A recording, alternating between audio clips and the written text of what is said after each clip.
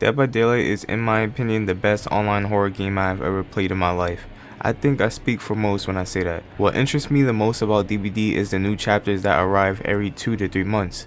It just feels good to speculate and theorize who the new killer can be and what type of unique power they have in store to dish out on survivors. But there's one time of the year that's different from others that's always the most anticipated. Dead by Daylight's annual anniversary. Dead by Daylight is getting their 7th year anniversary next year, so I can't imagine what the chapter will be then. But while we wait, what was the best Dead by Daylight anniversary so far?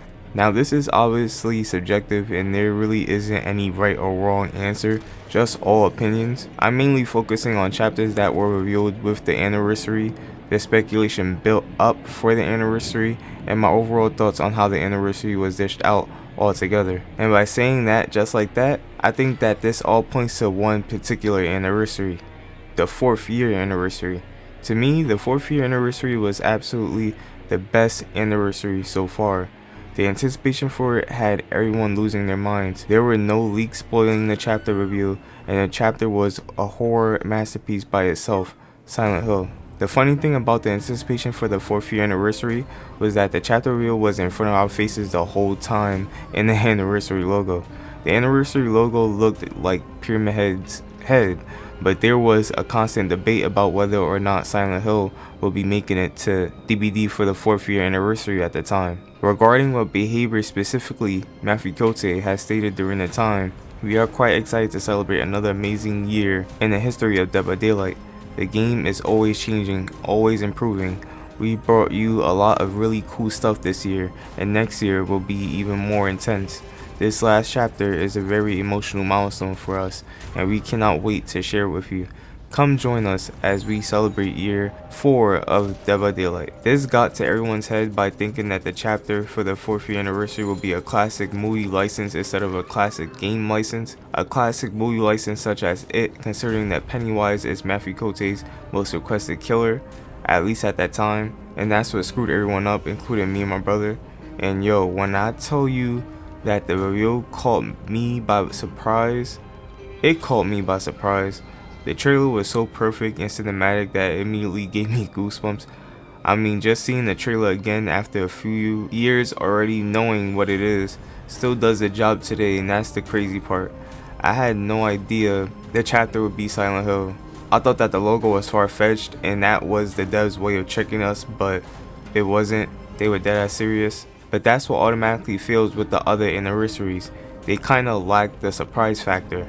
I'm not gonna say anticipation factor because you can still be anticipated for something knowing damn sure what it is, but that just kills the speculation aspect. What makes these special anniversaries so special is the possible quality of life changes coming to the game and what the chapter will be. To get that information so early is what kinda kills it, because people are betting on what the chapter will be, so you might as well let us have the satisfaction or disappointment in knowing that it was a certain chapter or not.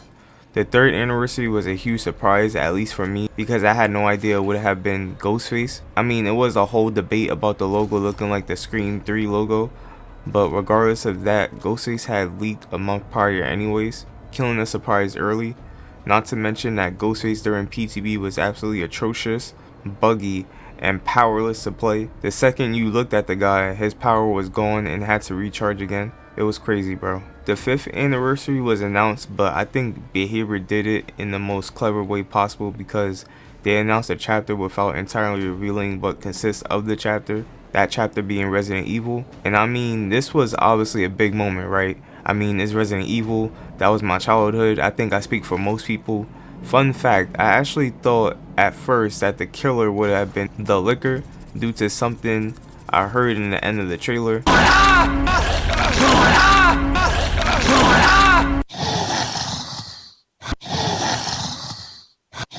But anyways, though I do kinda like just knowing what the chapter is already, that kills the speculation factor. The thing about the 5th anniversary is that we still had speculation factor because we still didn't know what consisted of the Resident Evil chapter to begin with. For example, some people did however think that the killer for the 5th anniversary would have been one of the sisters from RE Village. due to the logo that was later teased. But the issue about even announcing the chapter is that now that limits the speculation on what else it could be outside of Resident Evil. Don't get me wrong, I definitely do like when they do these announcements, but because at the end of the day, though a chapter got announced and that killed the speculation a bit, you can still speculate how the killer's power can work, what type of perks the survivor will have, and if it's overall a good chapter to begin with. I was still pretty excited when I had first seen the RE trailer reveal during the 5th anniversary stream, but I definitely would prefer announcements for trailers not being for the anniversary at least. Still a great anniversary that pulled a lot more players into the game though. The 6th anniversary had a lot of promise at first because leaks stated that the chapter will be original, so for me this was pretty huge.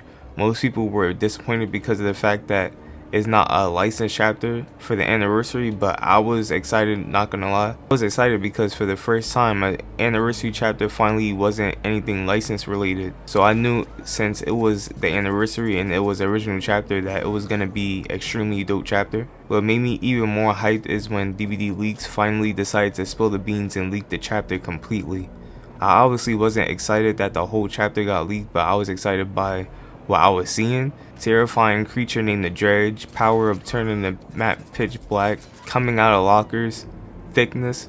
It interested me because it was something not only very unique but terrifying.